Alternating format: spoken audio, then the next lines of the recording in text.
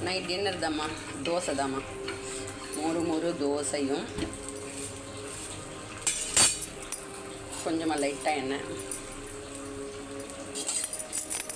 மொறு தோசையும் குருமா தாம்மா. மார்னிங் பண்ண வெஜிடபிள் குருமாம்மா.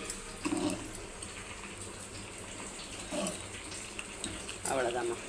சிம்பிளாகவும் அதே சமயம் டேஸ்டியான டின்னர்.